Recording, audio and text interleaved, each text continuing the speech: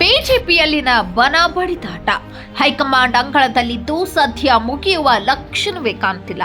ನಾವೆಲ್ಲರೂ ಒಂದೇ ಹೇಳಿಕೊಳ್ಳುವ ಬಿಜೆಪಿ ನಾಯಕರು ಒಳಗೆ ನಾಯಕರ ಹೇಳಿಕೆಗಳು ನಡೆ ಮತ್ತೆ ಬನದ ಬಡಿದಾಟಕ್ಕೆ ಕಾರಣವಾಗ್ತಿದೆ. ಹೀಗಾಗಿ ಕೇಂದ್ರ ಸಚಿವ ಎಚ್.ಡಿ. ಕುಮಾರಸ್ವಾಮಿ ಈ ಭಿನ್ನಮತ ವಿಚಾರದಲ್ಲಿ ಅಂತರ ಕಾಯ್ದುಕೊಂಡಿದ್ದಾರೆ. ಇನ್ನು ಈ ಬಗ್ಗೆ ದೆಹಲಿಯಲ್ಲಿ ಕೇಂದ್ರ ಸಚಿವ ಎಚ್.ಡಿ. ಕುಮಾರಸ್ವಾಮಿಯನ್ನ ಶಾಸಕ ರಮೇಶ್ ಜಾರಕಿಹೊಳಿ ಮತ್ತು ತಂಡ ಭೇಟಿ ಮಾಡಿದ್ದು, ಈ ವೇಳೆ ರಾಜ್ಯ ಬಿಜೆಪಿ ಭಿನ್ನಮತದ ಬಗ್ಗೆ ಪ್ರಸ್ತಾಪ ಮಾಡಿದ್ದಾರೆ. ಭಿನ್ನಮತ ವಿಚಾರದ ಬಗ್ಗೆ ಬಿಜೆಪಿ ಹೈಕಮಾಂಡ್ ಜೊತೆ ಮಾತನಾಡುವಂತೆ ಮನವಿ ಮಾಡಿದ್ದಾರೆ. ಆದರೆ ರಾಜ್ಯ ಬಿಜೆಪಿ ಭಿನ್ನಮತದ ಚರ್ಚೆ ನಡೆಸಲು ಎಚ್.ಡಿ. ಕುಮಾರಸ್ವಾಮಿ ಆಗಲ್ಲ ಎಂದಿದ್ದಾರೆ.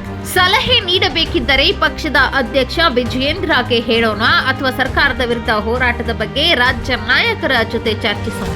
ಆದರೆ ಆಂತರಿಕ ಜಗಳದ ಬಗ್ಗೆ ಚರ್ಚೆ ಬೇಡ ಎಂದಿದ್ದಾರೆ.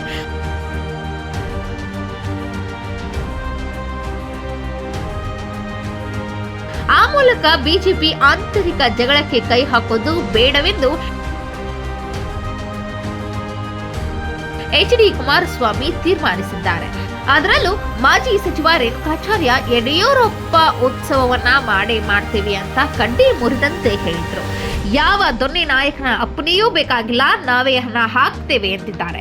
ಪರ್ಯಾಯ ನಾಯಕತ್ವವಿಲ್ಲ, ವಿಜಯೇಂದ್ರ ನೇತೃತ್ವದಲ್ಲೇ ಚುನಾವಣೆಗೆ ಹೋಗಬೇಕು ಎಂದು ಹೇಳುವ ಮೂಲಕ ಯತ್ನಾಳ್ ಬನಕ್ಕೆ ಸಂದೇಶ ರವಾನಿಸಿದ್ರು.